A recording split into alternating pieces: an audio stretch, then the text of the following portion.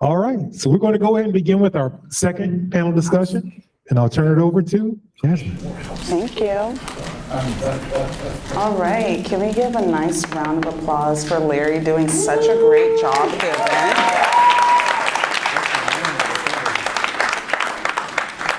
Let me tell you, it's so much work trying to put so many things together, but I'm so excited to be hosting the State of the Union segment today. So, one, I want to say my name is Jasmine Perry again. I've been helping with the health and performance team for the past few months with this event, but I'm actually an account manager associate, so I work under Google Ads. This is just like my 20% passion project. So thank you to Larry for having me. And now, to start opening up the segment, I would love for our panelists to please share your name, what's your alma mater, and what did you study? So, Jeffrey, would you like to start? My mic. Hello, my name is Jeffrey Curry again. Pleasure to meet you all. I am a graduate of Tuskegee University. Woo! And my major was architecture, was architecture. Hello, my name is David or David. My major is mechanical engineering, but I actually do more of like physics.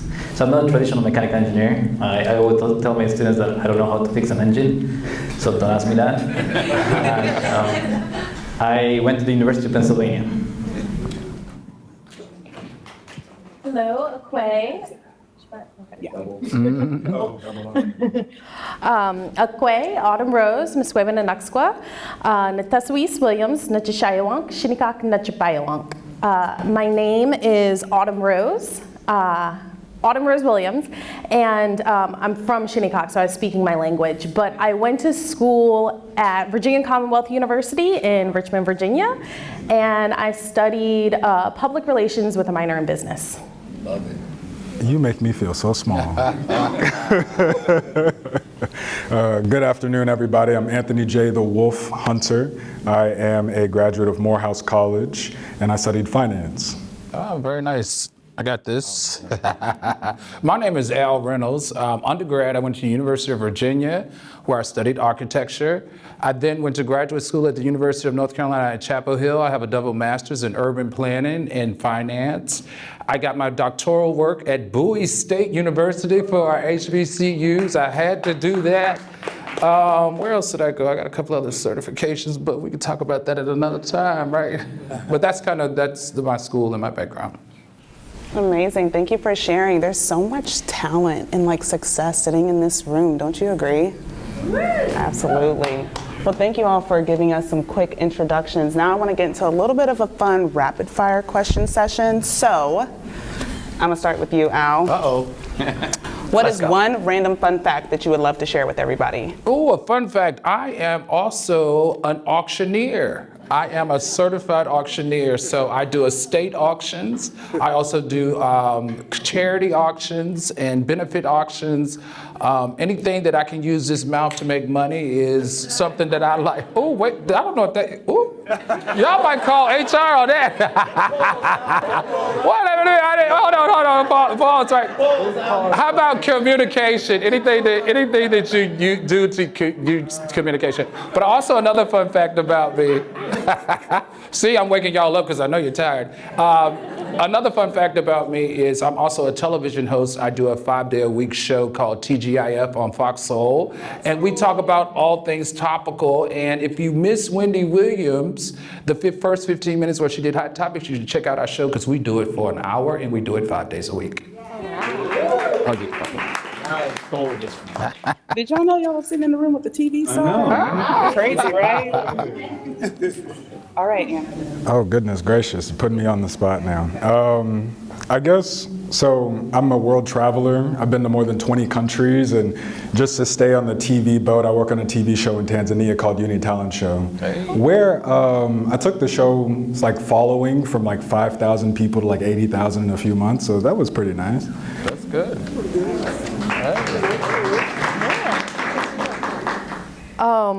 Fun fact about me, I'm former Miss Native American USA.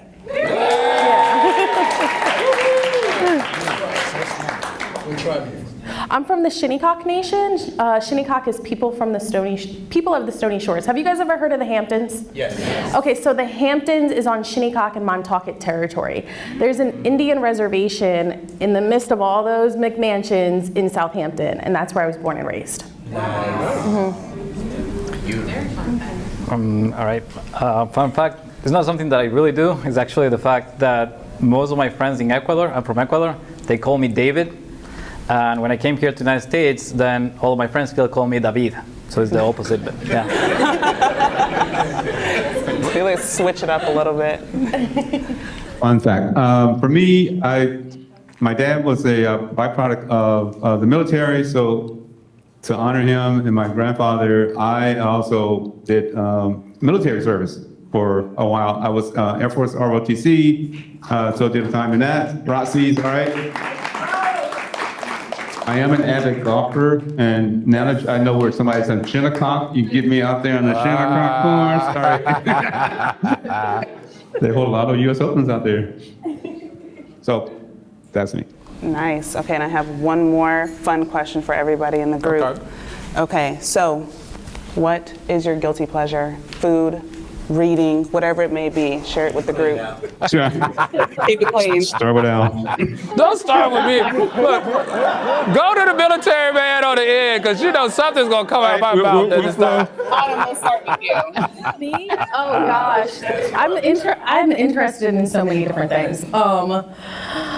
I mean, I love binge watching TV shows. I absolutely loved watching The Fall of the House of Usher. That was great. Yeah, I mean, I have a ton of different interests. I want to become a dog trainer. I love animals. So that's something I haven't done yet, but I want to get into. So. I'll go next. Okay. Anthony, your turn. I tried to say this. I was trying so hard to think about what my guilty pleasure is. I honestly, I like looking at myself in the mirror because I have a very good metabolism. I look good. I eat a lot, and can't stop, won't stop. You know what I'm saying? Your turn, David. Guilty pleasure. I don't know. I'm just looking at my wife, and I love kissing my wife.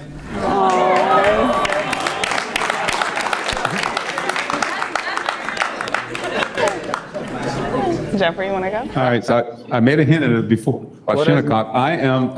My guilty. Yeah, I mean, it is a challenge, a personal challenge. It is a focus. It gets me out of the stress of the day. I get out on the course. I can get lost in nature. And I can shut out everything else. I have to focus on where I am on the course and think about what I'm doing. So it was my guilty pleasure of escapism. Oh, okay. I'm going to say, listen, I got too many degrees. My guilty pleasure is gossip.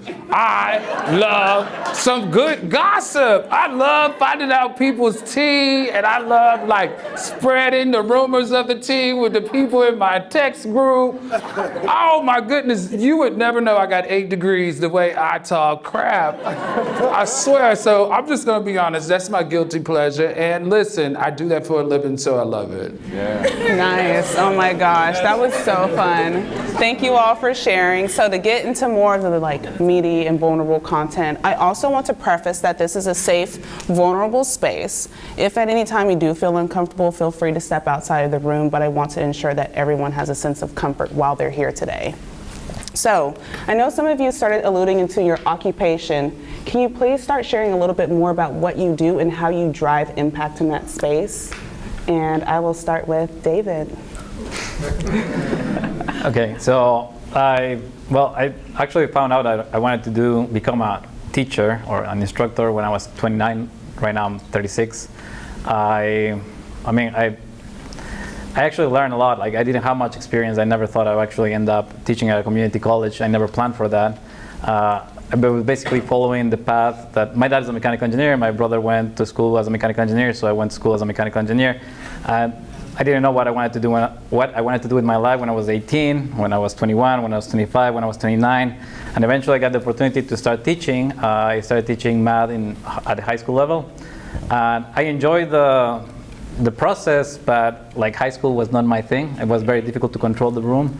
So they gave me an opportunity to teach in community college, and it was, I think, more impactful for me because I started to have meaning in my life. And then Gavilan College, where I teach right now, I started there when I was 30 years old, and it's been 5 years since I started there. And I don't really know how I drive I just feel like they actually drive me, because there's a lot of things that I didn't feel ready. So for instance, they asked me to be part of, I am the activity director of a grant, the NIH, for Hispanic Serving Institutions.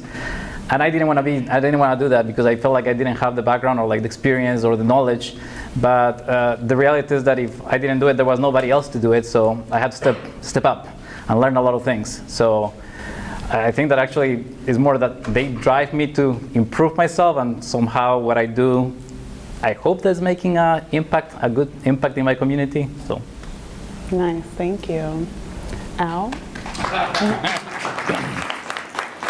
Oh, he's gonna make me feel like a little, let's see, impact to me is actually really, really important and very serious. I am a 70s child, and I grew up during that era of systemic racism in education.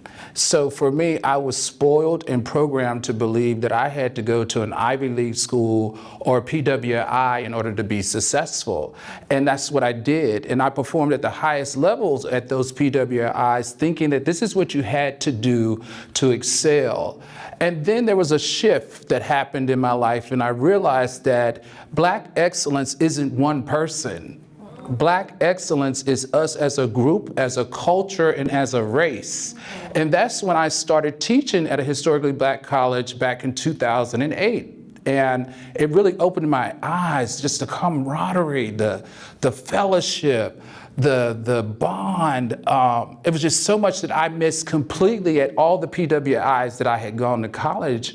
And I said, you know what, I have to make a difference, because like I said, Black excellence isn't one person. So when I look at the justice, when I look at our justices and I see one Black male and one Black female, I'm not happy, because I know that 85, what's the statistic? 80 or 85% of all Black judges come from HBCUs. You need to give yourself a clap. 75% of all PhDs that are Black come from HBCUs. 85% of doctors who are Black come from HBCUs. 80 to 75% of all Black military executives come from HBCUs. I had to change that, so I've dedicated my life now for impact and giving back. So I am at Bowie State University, and I teach. I live in Los Angeles, but I fly to the East Coast every 2 weeks, and I teach at a historically Black college and university, because that's my calling. I have to give back. I have to empower young Black men and women to believe that Black excellence is not one person. It's all of us.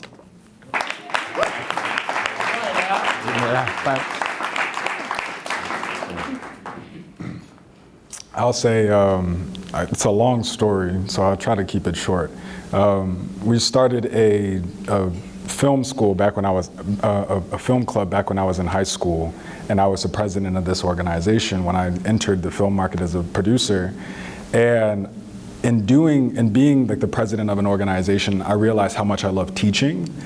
But I like teaching creatives, and I like teaching creatives about business, because most creatives don't know anything about business. They don't understand anything about finances. They don't understand anything about a business model. And so their question is always, how do I get money for my budget? How can I find people to work on my project? And I'm like, well, why don't you go and build something that actually can sustain you in your life and, keep this going past just this project. And so it's like you can live doing the thing that you love to do. Mm-hmm. And so that got me onto the consulting track. And I spent my college years helping filmmakers make their projects. We have, just like I said, I work on the TV show in Tanzania, Uni Talent Show, and we took their whole systems and operations from a marketing company that's producing a show and said, how do we turn this show into a revenue stream for you guys? Mm. And we're doing the same thing right now for a South African animation project that I'm working on. And now that I'm getting into investing in different companies myself, I'm like, all right, cool. what does your company do? Do you like doing what you're doing right now? And I was the president of a mental health organization at Morehouse, Counseling Humans and Life Lessons. We call it CHILL. And I always take it back to essential and foundational questions to founders, to operating teams, to creatives, to entrepreneurs to say, do you like what you're doing? And how do you spend your time? And when I have conversations with people who love what they're doing, and they really just want to do it bigger and they really want to do it better, I can't help myself. I don't charge them. Like, I will give them every bit of knowledge that I have in my head. I don't charge them. I'm like, how can I work with you? It's like, look, if I can make you a lot of money, just give me a little bit of equity, but I will work with you until the wheels fall off if you just continue to love what you're doing and continue this passion. So when I say it's a mental health front, it's a creative expression thing, it's a money thing, and if we get the money right, then we rule the world. That's all I gotta say. Absolutely. Oh, what do I do? I would say that to sum up all of my years of work and what it really is that I'm doing is shifting narratives, uplifting, and educating. So in all of the work that I do, what always ties back is me being a connector and kind of a bridge for companies and tribal communities, and educating about the indigenous experience and the diversity that exists within that, and uplifting. And inspiring people to really be able to believe in themselves and to go after and continue to do the work that they do. So I would say that I am an uplifter, an educator, and a connector. Shifting narratives, yeah. We love to see it. I don't know if I can follow all that. So, so for me, what's my focus? One of the things I've been talking about, what I do is really, you talk about superpowers and what people are good at doing. For me, it's a mental organization process. I find it comfortable in my head to be able to organize a process and how we navigate through. There's an example of what happened with the project that we're sitting in here. Scale doesn't matter, process does. And for me, Al and I are similar. So my background, why I love construction is because that's all I really thought about as a kid. I mean, Tonka toys and Legos and building stuff. That's always the things that I've been doing, right? But for me, when I made the decision to follow that inclination to do architecture, because there was no one in my family that talked about it, that did it. How do you get experiences beyond your sphere? My family is really keen on education. They enforce it. There's a requirement. You must and you will. And they support that effort. And they gave us a worldview. I had 3 younger brothers and 2 older sisters. So, we come from a large family. But one thing I remember is, having both sets of paternal parents there, the structure, the organization that they managed, they taught us self-worth. They taught us work ethic and to value what you can do. And that, to me, I look in the mirror and I understand that purpose that I have and what I'm comfortable with. I get into a lot of situations where, it's usual, like, you might be the only one around, but I don't look at that perspective. Like, what's the value that I'm adding? I have my self-worth, I have my value to the process. And this is the thing that I try to now instill back in those that I come across and those that go back to HBCUs, go to Tuskegee specifically to say, we need to get our program back. When I was there, it was a well-certified program. It was humming. It was generating great architects, professionals. The history of the school itself, self-proficient, sustained. In those buildings that I was learning architecture in, students designed and built those buildings. It was self-sustaining organization in those colleges there. And we had the skill set. I just want to get back to us managing our communities, getting ourselves together. It's a simple step. We spend a ton of money as minorities in this country, but we don't spend it on ourselves. All right, so I just want to say, understand your value, understand your worth, and execute on it. And find what you're comfortable with. There's opportunities. One thing is the environment's changing. I was a kid. I can remember, I was young, but I remember do you remember the Freedom Riders and the fire? And they burned, I found a plaque and I realized that one of those, where they burned the bus, that was one up near my hometown. Right? And you start thinking about it, it's like, wow, okay. But my family insulated us from all that. But they taught us about it. But again, it gets back to net self-worth. Look at the person in the mirror, understand who you are, and value yourself. And that's one of the things I try to get back and share. And one of the things I talk about really in any environment is acknowledge the person in front of you. I see a lot of that going around. People, here, even in this company, it's like, unless you're of a certain level, a certain, profession, you don't exist really. I look at every person that I pass in the eye, acknowledge their presence. That's a human being in front of you. So that's my thing.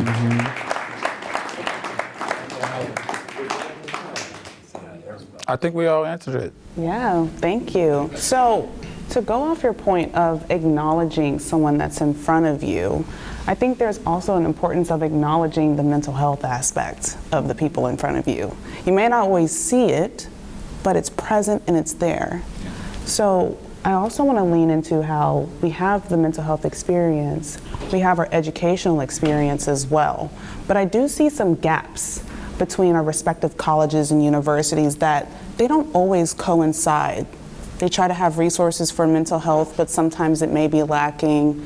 But education, that curriculum will always be detailed in there. So for my panelists up here, I would love to get your perspective on the gaps that we see in our mental health resources on our respective colleges, where you teach, or even where you used to go and attend. And Al, we'll start with you. Look, if you go to an HBCU, there are just so many disparities, and the mental health has a lot to do with resources, but it's a little bit deeper than that. It has to do with our perspective of getting help with our mental issues. So a lot of us of color don't like letting people know that mentally we're struggling with something. So you can have all the resources you want there, but if you're afraid to walk through that door and use them, it lies with you, right? So I would say at the University of Virginia, it was like, if we wanted a Klonopin, we would go run down to mental health to get a Klonopin. See, y'all don't even know what that is. That's for anxiety. And we would say, we're so stressed out, and they would subscribe you Klonopin, because that's what the view of the community of the mental health center was. It was open, it was inviting. You could go talk to someone could coach you through your feelings. Whereas when I, taught at Florida Memorial University, the mental health department was one room and the hours were from 10 to 12. And that's how it kind of looked. And it's not just because of resources all the time, but it's how we as people of color view getting help with our mental health issues. Now, I have seen in the last 10 years a huge leap in that space where a lot of HBCUs are becoming dedicated. They're starting to get grants. They're starting to staff. And you got to understand that a lot of the issues for us at HBCUs, it's all around resources and money. Resources and money to have a mental health department, to have a head or a president or whatever you would call it, a dean of mental health. And that's where we got to do better as students who went to HBCUs. We have to give back. And that comes in the form of money and not in the form of experiences. So when you go back to homecoming and you fraternizing and you nostalgic and you're just like, oh, this was amazing and it really helped my life. If it really did, you have to put $1 down. And that's all you have to do. $1, $10, the same amount as a Sprite or a Coke or a cocktail or gas that you put in your car. You just have to commit to doing that to the school that helped you. And I think if you do that, then you'll start to see bigger and better mental health departments because they have the funds to do it. So that's just one aspect as far as I'm concerned, what I experienced. Before we go on, can we please give a big round of applause to Al? Al does have another obligation to attend to, so I just want to ensure that. I apologize, everybody. I do a daily show, talk show. I'm going to plug, this is a shameless plug. On the West Coast, it's 5 p.m. Pacific and 8 p.m. Eastern. It's from 8 to 9, 5 to 6, and I have to go because I have to go to, I got to connect and broadcast in and do my show starting at, 5 o'clock? Is it 4:30? All right, all yours. Pleasure meeting everyone, and I can't wait to get to know and see you all and talk to you if you have any questions and if I can help anyone. Yes. It's on Fox Soul, and it's called TGIF. So T, like I spilled the tea. I told you I like gossip, right? So TEAGIF, just like the restaurant TGIF. I'm on Fox Soul. You can catch it on YouTube. That's our most popular platform, and we're the #1 show on Fox Soul. #1 show on Fox Soul. Here you go. Yeah, I'll see you around. Thanks, Al. And back to regularly scheduled programming. Okay, Anthony. Okay. So I mentioned before that I was the president of Counseling Humans and Life Lessons at Morehouse. And one of the things that I really noticed after 4 years of being at the college was every year there were more and more students who are actually very open to receiving mental health counseling. Where can I find the services? Where can I? And so on the student side, the generations that come after me and come after all of us, I think they're doing better opening up those conversations. And I spoke at on a panel with Arthur Evans, the president of APA, earlier this year at Morehouse in a Black Men Unite summit.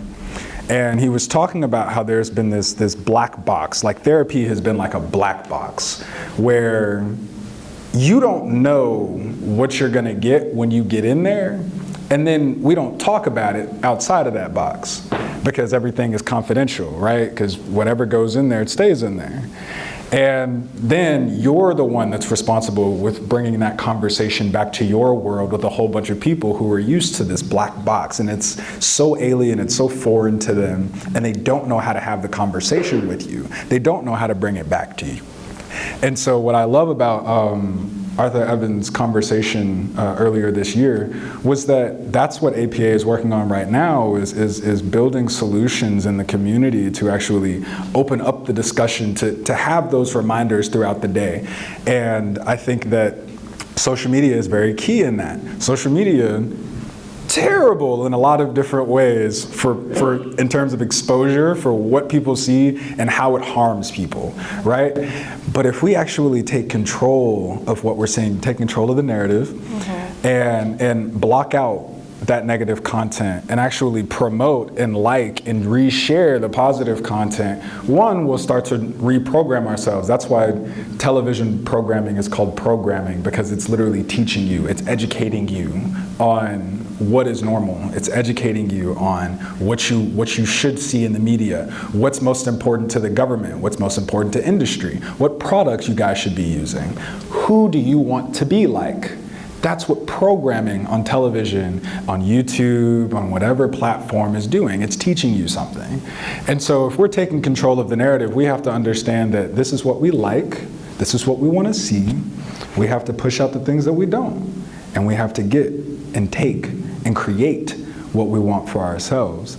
And it really is for these younger generations and for the older generations to band together and to finance those things like Al said, but to petition and to create those spaces, to lobby against these programs. It's like, look, you guys, we got all this technology in here, but y'all ain't taking care of our mind and our spirit. That's a conversation that we need to have, right? So I think we need to take it to them. I think we need to take it to the institutions. I think we need to take it to our leaders. I think we need to take it to our influencers and our idols and say, look, this is what we're looking for, so let's have it. And if we don't have it, then we're gonna pull back our attention, we're gonna pull back our dollars, and we're gonna make y'all do it. And that's all I gotta say.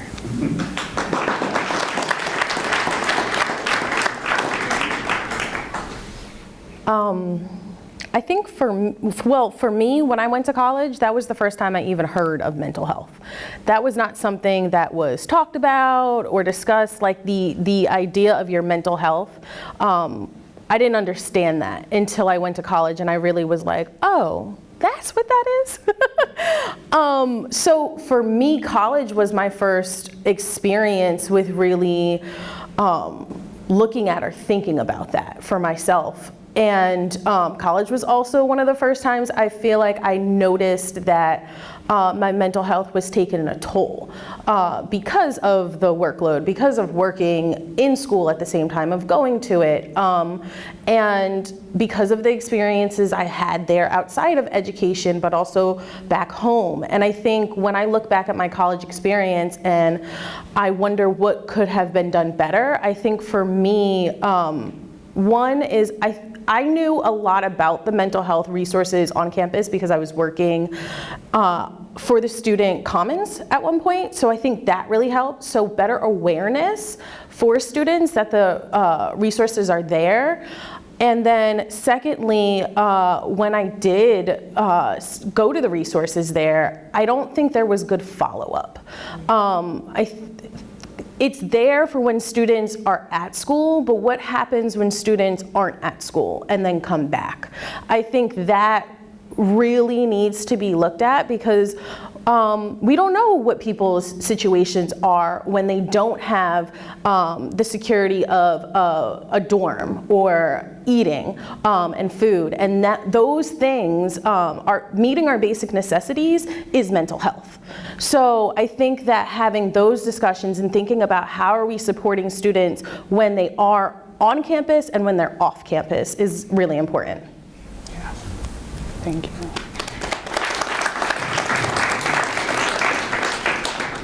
All right, I've been thinking about the question in my head because so Gavilan College is a community college, so we serve different populations. First of all, we are Hispanic Serving Institutions in the sense that, there is like a definition that you have to be more than 25%, of the people that tick the box that says they're Hispanic, and that makes you a Hispanic Serving Institution. It's not like you apply for it. Essentially, Gavilan College is a Hispanic Serving Institution because we serve a Hispanic community, so it's Hollister, Gilroy, and Morgan Hill, and we're about 40+% Hispanics. And as a correlation, because of we are a Hispanic institution, there's a correlation with serving a poor community and also first-generation students.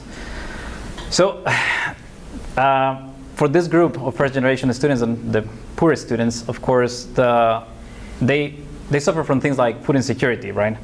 And sometimes they receive like mixed signals from us, from the instructors and from the college itself, and I guess from the community, because the students are doing what we are asking them to do, which is study, get good grades, like come to class, and we are also telling them that their mental health is important and they should take a break, but then I assign them like 20 problems for homework, and then the math instructor does the same thing, and then they have to do 2 jobs and balance all that, and so it's a mixed signal, right? And on top of that, they might not, even the food for them is important, like am I going to be able to support for my family? Some of them have families, right? And there's also other students. We also work with GECA is a high school that's like an early college academy, and they also have a purpose where they try to serve first generation students, and they try to get like a diverse community. And in their case, they also suffer from a lot of stress and anxiety from mixed illness from society, which is when in that case they're not transferring students in a community college, but rather they are applying directly to college. And I was talking to some of these students, and they were telling me about the SAT scores and like what they have to do. And it's like I wouldn't have gotten into college with my SAT score today, and it's only like been 10 years. Like, how much can you take? And again, so you have to do all these things to get, to places like Google and the industry and get internships and apply. And at the same time, we tell them, you have to take care of your mental health. You have to take a break. And I don't really know that sometimes these things seem incompatible to students, right? So I don't have an answer, but I actually feel guilty sometimes because I put too much pressure on my students, and then I think, but I should put a lot of pressure on them because they need to learn this stuff, and it's hard to balance for the students, for the instructors, and yep. and with the ultimate goal of my students, I think, is all they want to know is what they have to do to be successful in life, in their own terms, right? Whether that means to come and work for a company like Google or have their own little, restaurant, whatever they want to do with their lives. They just want to know what they have to do, and I know that they will do it because I've seen it. They fail sometimes because they have too much on their plates. Yeah, that's a really good comment. Want to round us off? Yeah, I don't have much to add to that. I think for me, I was sitting here thinking back through my experience. Again, my college experience was before most of you kids in here were born. But the school, there was a different sense of community at that time. The schools were productive. They did care about the environment they were creating. The thing that you're pointing out, there is conflict in everything that we do. The society today, it's really toxic for everyone, minorities particularly. So there's this one song that I play every now and then. It's from Parliament, and one of the phrase is "mind your want," because someone wants your mind.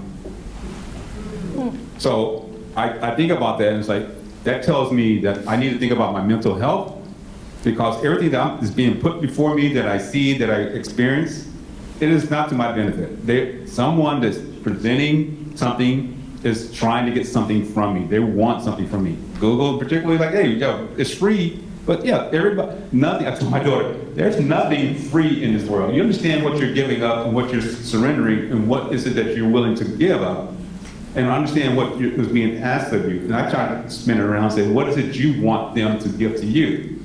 You're a commodity, you're a resource, or whatever else. Mental health for all of us is something that we all have to own. If you don't look after yourself, no one else will. Family will support you. Family will help you. Like I said, I have siblings, and we talk about it. We do monthly GBCs. It started during the pandemic, but we're keeping it up because that FaceTime, understanding, and sharing how we support each other. And I look at my community where I live and look at my work environment. It's great if you can get into a company like this and they provide you all these resources. I can go get mental health just like that, right? I can get support, but that's not the norm. I think when things changed back during, I don't know, it's the Reagan era, when they really just killed health services for mental health, and where we are today with homelessness and drug addicts laying in the street, mental illness it's a stigma that it shouldn't be. We all should be willing to say, I need to take care of myself. How am I going to help? I live what Al says. Like I do support I give back to my school, help them with their funding, try to encourage them on what resources students are needing, not only from trying to get a job and how they move forward, but how do you sustain that student that you have? You have a responsibility as a college.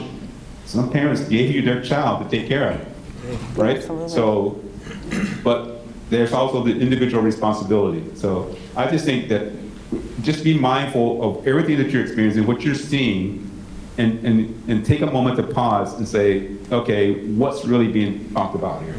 How is it helping me? What is the benefit to me? Because at the end of the day, you got to take care of yourself.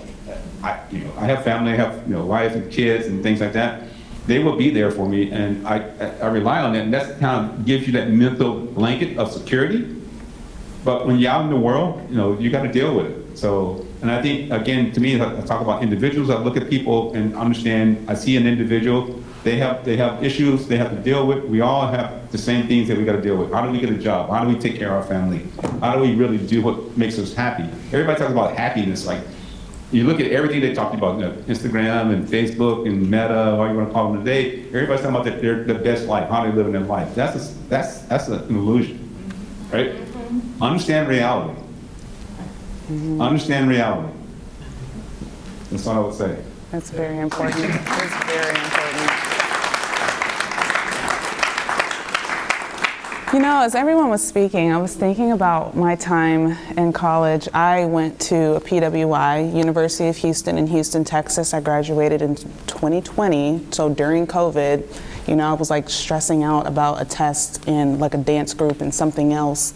I was like, how am I supposed to do all this? And then I get a notification from the university saying everything's shut down. No one returned. And I was like, oh my goodness, what is going on? But then I also thought about, the resources and the mental health resources that we had on campus. It was called the Counseling and Psychological Services, CAPS for short. And I thought about how there was a 6-month waiting list to use CAPS. And I'm curious to know from the audience, if you'd like to raise your hand, do you find that same occurrence happening on your campus where you see your psychological services are having long waiting lists and you're just waiting to get help? I would love to see a raise of hands by any chance if you've noticed that. Yeah. It seems to be a consistent problem that we see. And so I'm curious to know from the panelists, because there is so much waiting time for getting mental health resources and help, how can someone in the audience sustain their own mental health and incorporate good practices for themselves? So what do you do for yourself? How do you think that can help benefit everyone else in the group? And then I will start with anyone who feels like they want to start. What don't I do? It's really, I think that you touched on something with the social media.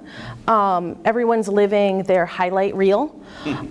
So really figuring out ways to be present, right? And really be honest and aware of my reality. Sometimes that's not good for your mental health too, depending on what the reality is. But when I talk about being present and figuring out ways to be present, I'm more so talking about going for a walk and not taking my phone and counting the birds I see. Because a lot of the times we can be in our heads, right?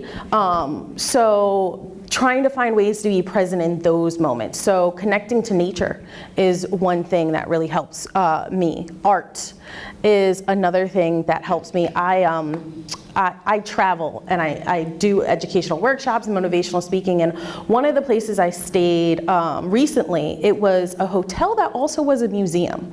And in the room there was this book, and it says, the highest form of hope is art. So in moments of your life where you feel despair and you don't know what to do with it, I found that channeling all of those emotions into something like art, whatever your flavor, maybe the art of cooking, it could be dance, it could be painting, it could be singing. That's one way to be present, to find a flow, your own natural flow, and to do something with the feelings that you're feeling. So that's just some of the things that I do.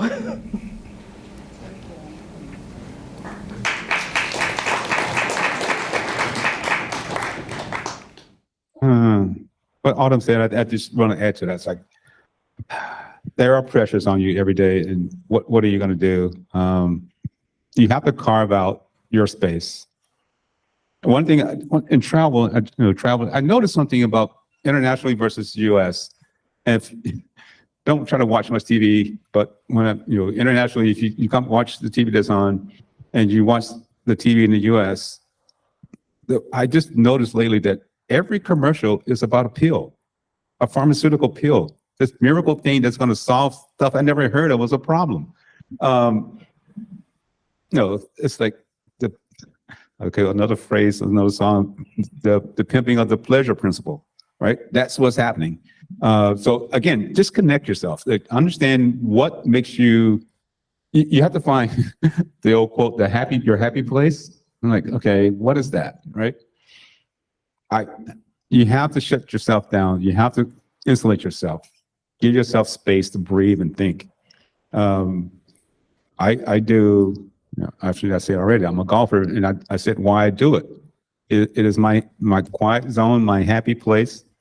It's me challenging myself in a different way because there's so many pressures on you during the day. But for students at HBCUs and anyone in particular, how do you find that space? How do you manage it? I can think back to now that I had a work study job. I was doing courses. I had my studios were from 1 to 6 every Monday, Wednesday, Fridays. You navigate it, you manage it, but you have to prioritize it and figure out what is going to balance you in that scenario. And look, you talk to friends, you talk to your relatives, you talk to your parents. you have to have that conversation. I think communication, sharing what your thoughts are, which most males, we don't do it that well. But I had sisters that would pull it out of you. She's like, come on, give it to me. What are you doing? Talk to people. You got to find space. You got to find someone you can relate to, that you can share and get that reflection back to you. So are they seeing what you're seeing in yourself? And maybe they validate it, maybe they don't. But I just think that the schools today, HBCUs in particular, are struggling with just to sustain themselves, right? Accreditation, students, head counts. That's why I think it's important for all of us to just give $1 back, get $10 back a year. I mean, every alumni at every HBCU should be, giving, supporting that school. We look at all these other schools that Al talked about that have these huge endowments. And what are they doing with that money? I don't think they even take care of their students in the mental health scenario. If you look at some of them, what is a priority for us?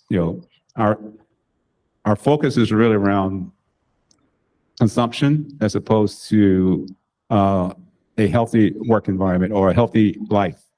We don't value that. Yeah, no, you're very right.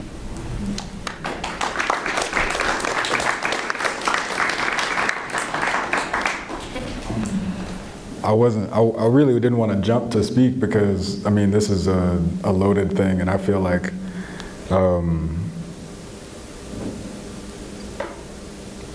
I've been rushing through my responses with all of you.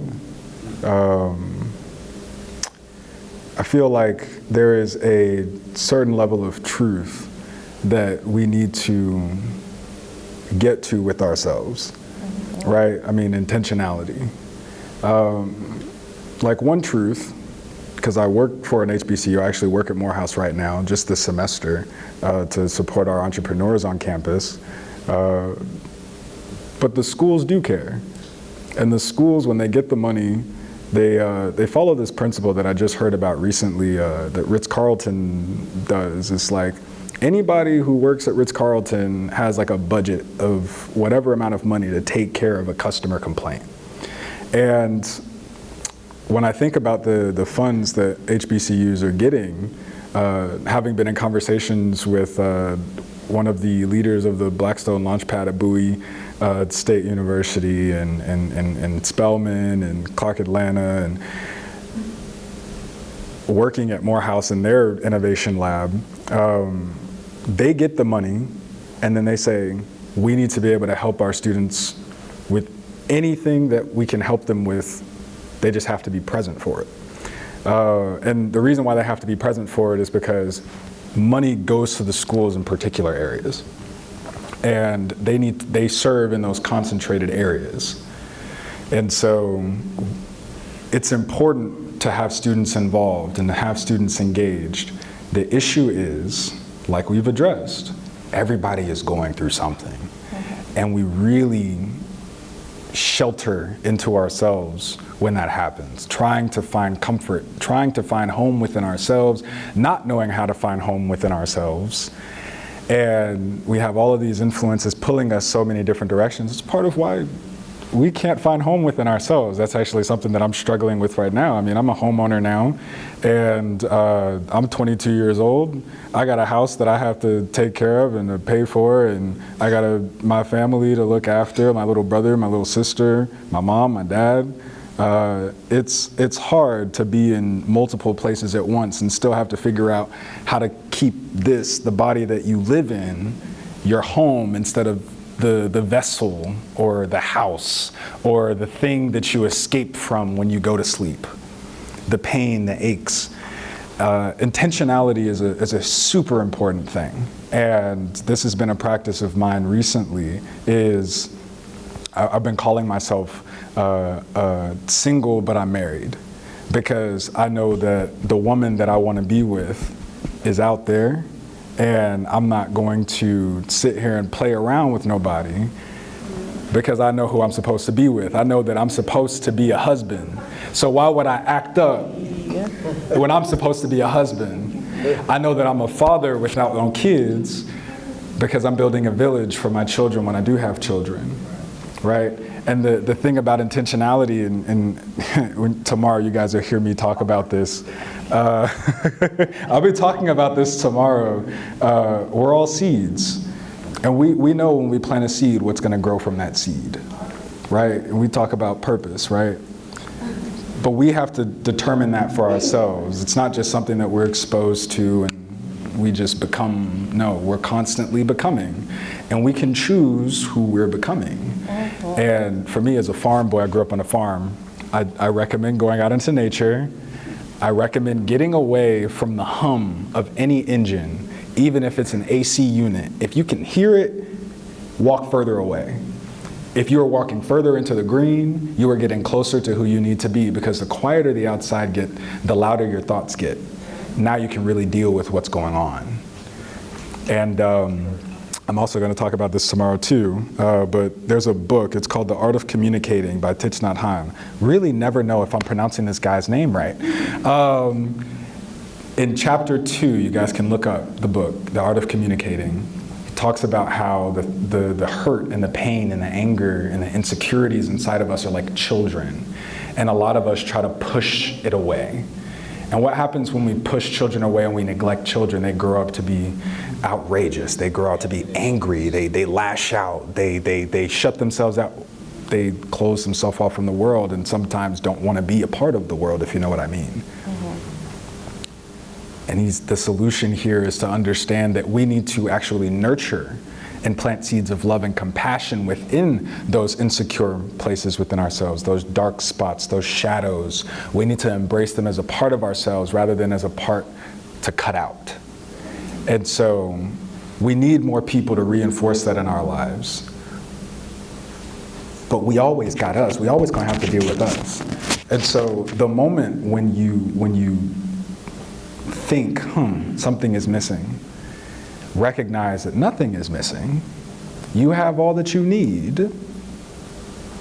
But how are you going to create something to fill that gap for yourself? Don't look for it in other people. Don't look for it anywhere else in the world, unless that really is what pushes you and drives you and inspires you. But everything is within you. And you have to embrace everything that's within you. And you have to work it out. And if you can't do it by yourself, say, I feel lonely, I need support. Reach out to the people who you care about the most. They might not help you. They're going through their own things. And if we can acknowledge that when something happens to one of us, it happens to everybody, we can also give them grace to say, I know that you have to go through similar processes that I have to go through. And this is for all of us grown folks and adults in here. This is harder to understand for children, but if we teach them at that young age to do this while they grow up, then we will be doing the world such a great justice.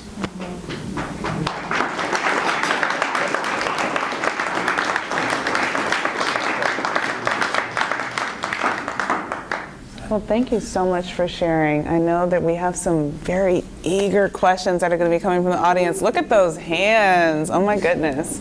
Okay, so we're going to start right here. I just want to touch on the mental health thing.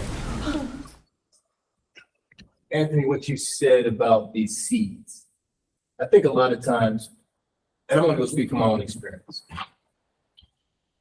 The lessons, what you talked about being programmed, families, programs, different traumas they go through that they pass down. Like when you're a Black parent, you always got your kids right close to you. And then white parents let their kids run around. And we're always like, hey, you got to control their kids. No, they give them freedom because there't no fear. We raise our kids out of fear. And that's passed down. A lot of times people, but for instance, we're brought up in the school system where we're always told what to do. So when you talk about mental health and different things, people want to be told this is what you do. Step one, step two, step three. Another thing that we struggle with is when Al talked about it, growing up in certain families, we're conditioned to either deal with ourselves or go to church. Gotta fix it. Ooh, church is important. Right. Golly. Right, I'm sorry. Sorry. But I think when you put it all together, the thing that I would tell people that helped me, the first thing you really have to understand is that you've been programmed. What your parents told you, if you even had both parents, may not have been true. But where do you go to get the answers that are true? Because I believe that there's a right answer, there's a wrong answer, there's your answer. And if you got to figure out what the right answer is, you're going to have to find somebody you really trust that's already living it but doing it. Going to therapy works when you find the right therapist for you. That's right. And a lot of people think, well, just go to therapy. You got to find the right therapist for you. Sometimes I know as being Black, you like try to look for a Black person because they recognize what we went through. They can talk and relate. Not necessarily. You might want somebody that's outside your race that can look at it from a aerial view that can understand the issues and not relive it and be triggered by it. So I would say first, recognize that you've been programmed. Also learn different things about not trying to fit in, how beautiful it is to be unique, how learning not to listen to what people say about you, what they think about you, because it's none of your business.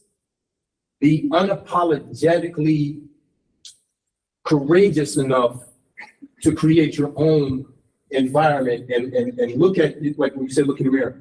Look in the mirror and you gotta do affirmations of you're beautiful, you're enough. Stop trying to fit in. Like I think when we really try to understand, stop trying to fit in and create what you want. And it starts with the courage, we'll get a little further. Like a lot of times with my students, they see I'm always happy and I'm always so lucky. But every morning I start off with gratitude, little things. Thank you for waking me up. I've lost everybody in my family. So I'm just thankful. Thank you for waking me up. Then after I go through gratitude, it's affirmations. Affirmations. And I pick and choose, because I tell you guys all the time, there's a difference between relatives and family. You can't pick relatives. Pick your family strategically. Whoever you bring into your circle can affect you. So look at the positive people when you talk to people. You hear, like we heard Jeff talk today. Pick Jeff for family. I don't care. Just, you don't have to. I want to be that. You don't think do that to them, but you want to be strategic. And I think for young people, a lot of times they don't know that. Right. And they try to deal with everything themselves, and then it just down a rabbit hole. So you definitely, I would say what you said is telling them to go talk to somebody. I'm not feeling good today. I feel sad. And there's nothing corny about that. There's nothing soft about that. You're not sucking or anything like that. If you don't ask for help, we can't help.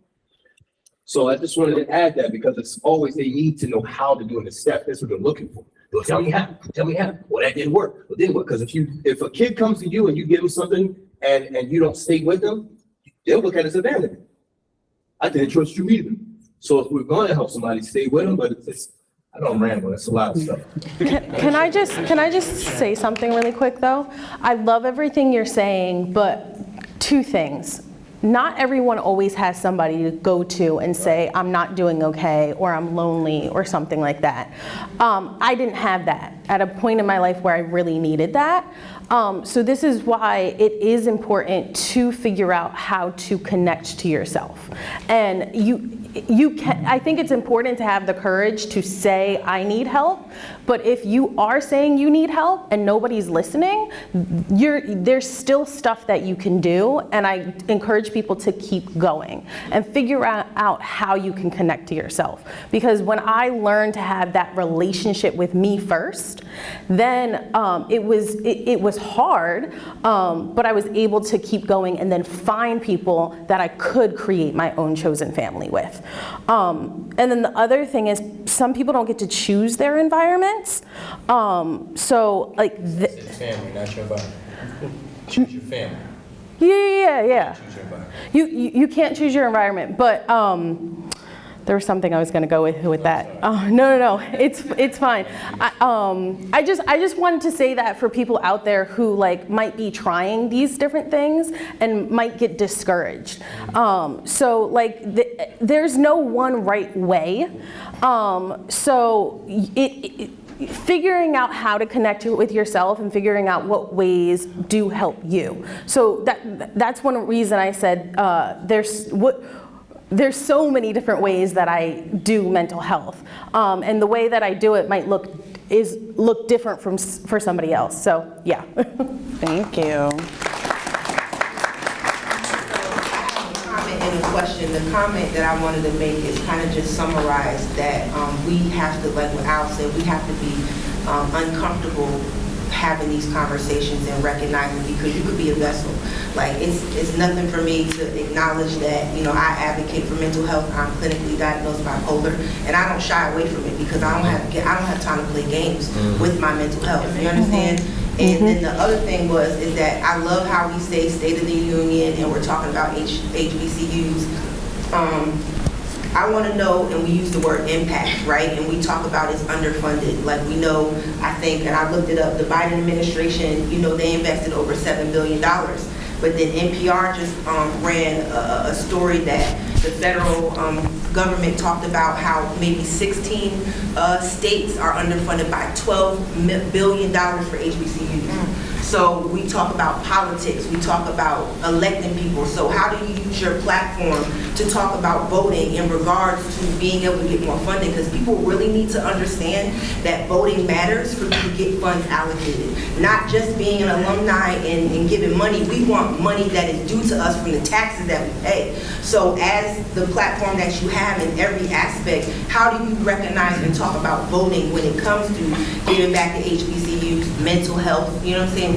What do you talk about when it comes to voting in your peer groups? How do you tell people to vote? What's that conversation? Local level. Go.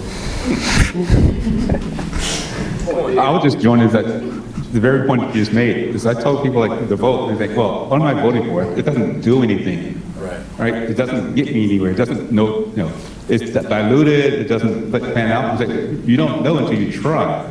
And if you don't have the documentation that this is an ask, it has to be an ask that we are demanding, we pay this is what's due, accountability for what we say we should be getting.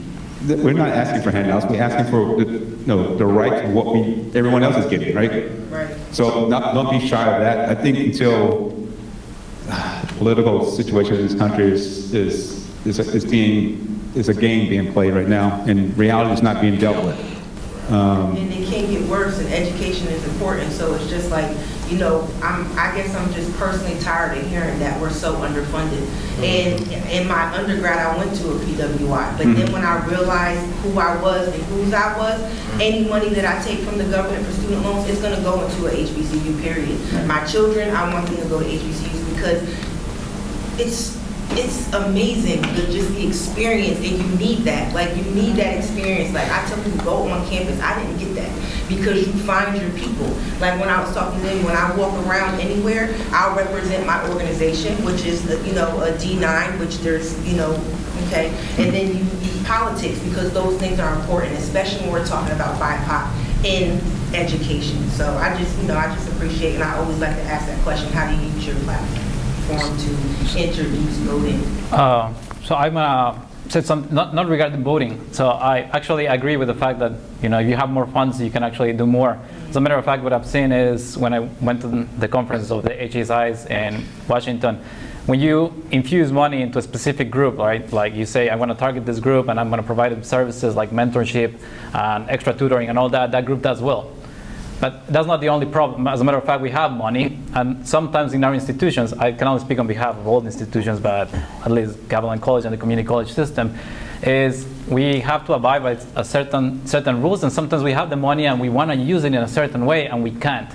And it's actually you have to make the change at the student level, at the instructors level, at the administration level, because we have the money, but sometimes we don't have the people to actually use the money on.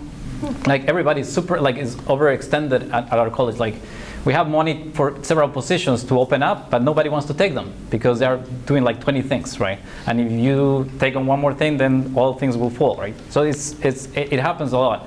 So I don't know if the solution is only like infusing more money.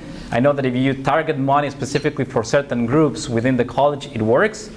But I've always, I manage a grant, and my question is, what can I do with this money that can actually affect the entire population in my college? And I haven't found a way. And whenever I go to these conferences and I ask the same question, everybody has the same answer. It's like, we don't know. We just have to pick a group, and we infuse money on that group, and that group succeeds. But what about the rest of the college?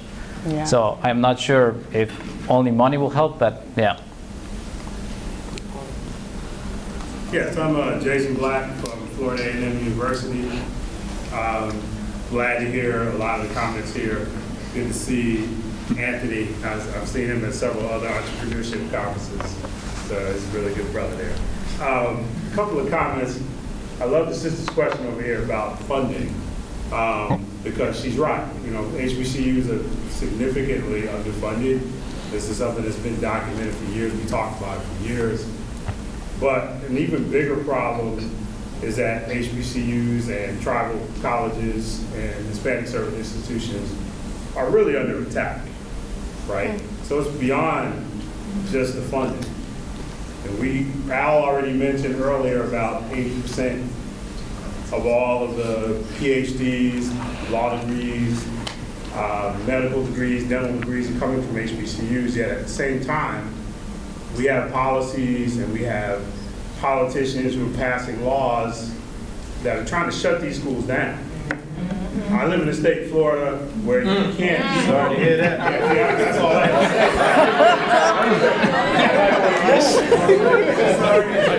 have. I mean, we live in a state where you can't even protest that this is wrong. That's against the law in the state. Damn. So this now is, to bring it back full circle to why we're here, that's a mental health issue. As a faculty member at an institution like that, it's stressful to know that you can stand in a classroom and say something that somebody might deem to be offensive, yet it is historical fact, and then be put in front of people who can take their jobs. Then you have students who are graduating from these schools, many of them are in African American history or African American studies, being told that this doesn't even matter. So you can imagine the impact that's going to have on a student that comes out and they're looking at the future wondering, what is my degree going to even mean if people are telling me that my degree doesn't even matter? They're telling me that my institution doesn't even matter. Right. So beyond the money issue, what advice do you have for particularly the students in here that are looking at the future and wondering, what does this all mean for me? What does this mean for me coming from an HBCU? What does this mean for me who wants to give back to an institution where I might find out down the road they've shut this institution down because the institution is not following some politician's rule as to what they should and should not teach in the class? So what are your thoughts on that right there? So I've gathered my thoughts from this last question, so I can address both of them together. First off, I really believe, because it's true for the most part, small business like runs the world. Like everything is everything that goes on in this world, it's done and executed by small businesses. And the quote that's just floating through my head right now is, there's a difference between having a program and infrastructure. And programs in a political view are really built for a platitude. We're going to make this money available for this group so that you vote for me. Doesn't mean that they're going to set the infrastructure up to keep that program running or to make that program successful, which is why there's a lot of money that's been put into the ether for different groups and for different projects, but that money is going to waste because nobody marketed that. Nobody literally went directly to the places where it could be utilized and could be used, you know, and could be bid on and won so that they could have those resources. To talk about Florida, because I grew up in Florida. I'm from Atlanta, but I grew up on a farm in Florida. And my siblings and my immediate family are still there. My mom complains about it all the time. Oh my gosh, this man, it's such a problem. She's like, I don't even want these kids here no more. And I'm like, bring them up here to Atlanta. Come on now. Back to the small business thing. What I've noticed is a lot more private schools. A lot of black women have stepped up, and they are opening up their homes or getting loans to rent out buildings to teach history and to educate young children on African American, African diasporic history. And so the terrible thing of this is the institution in the nation says you don't matter. On the micro scale, it empowers our people to do more for ourselves. And that's I think, the most important thing for us to do in any situation that's really against us is to recognize that there's something for us. And in this moment, the thing that's for us is for us to do our own research, is for us to do our reading. Like, how many of y'all read one book this year, like, for pleasure? That's a beautiful thing. Most people don't read a book after college, by the way. How many of y'all read a history book, like a book about history and economics? Okay. So you see how the hands kind of went away, right? Well, you said history and economics together? No, like history/economics, because they're not separate. They're not separate. Because if you, I'm gonna put y'all on something right now. There's a book that I read. It's called Citizen Coke. It tells the story of Coca-Cola. I'm not here to make enemies with Coca-Cola, but I will say that there is a certain amount of cocaine that entered into black neighborhoods during, I think it was Nixon and Reagan's era, that ultimately destroyed communities, because the government was like, you know what, people don't like this, but we don't want them to get mad at us. And Coca-Cola was like, you know what, people don't like this, and we don't want to get mad at us. So then it just ended up, you know what, let's just put it out there. Let's just put it out there and let's make it affordable. All I'm saying is, whatever legislation is being put up, whatever decisions that corporate is being put up, affects everybody on the ground. It affects all the people in these different communities. And it's a business thing. If we don't understand the history of what is happening, we cannot make decisions to address them. If we do not read, if we do not learn for ourselves, if we do not teach the people that are younger than us, if we keep feeding and paying into these same cycles. How many of y'all drank sodas? Oh, just as many people that read books. Like, y'all paying the same companies that's destroying neighborhoods. That's all I'm saying. We have to recognize and read the history so that we can see how to move forward. And we know that HBCUs, these different institutions, were built to support our people in a land that does not support us. And so if we're going to build something for ourselves, we have to do it. We have to do it ourselves, even without the bootstraps. We have to figure out, how do we do this in the house? We have to figure out, okay, how do we do this on a corner? How do we do this at the playground? How do we make the playground safe again so we can do this at the playground? How do we do something? It really takes us to be creative and innovative and to think we can do it. Because at the end of the day, they're going to keep telling us that we can't. Are we going to believe them if we can't? No, we can. But that's our decision to make. And the thing is, we have so many people who say that we don't have leaders, but there's a leader in all of us. And if every person just took one more inch, one more step towards the progress that we want to see, we would get a lot farther together.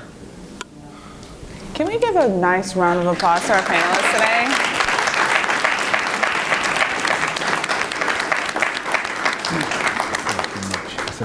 Can I add one more thing? Sure. Because I promised my students that I will speak on their behalf.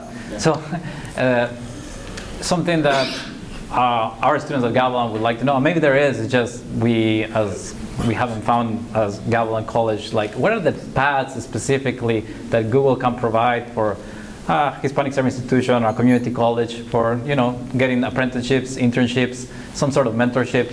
We would really appreciate if somebody comes to our campus and tell us the stories even of people that are working at Google right now, what trajectories they took to get to companies like Google and other industries, because that actually gets them very motivated. So yeah, that's what they wanted me to say, so I'm saying.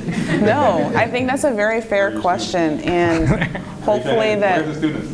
Yeah, we're the students. Let me see them. Don't be shy. Yes. You brought in the whole crew.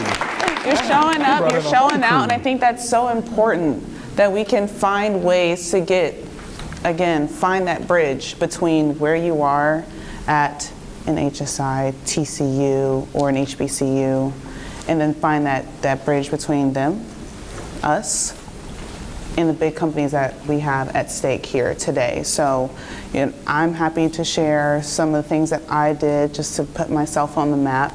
I'm sure we have a team here that be able to share as well what they can. Not everything is perfect, but one incremental step will get you where you need to go. So I'm always happy to share that. Like I said, I'm 3 years removed from graduating, so I think I'm very close to you all in the sense of what the state of college and university looks like right now.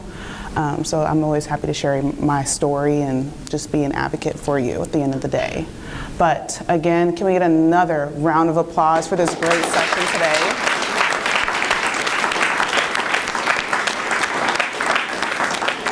Thank you all so much for being open, being vulnerable. If you have more questions, everyone's going to be around. I know we'll be having dinner soon. Larry is going to share some last parting thoughts, next steps, and then we will continue on for today. So thank you again.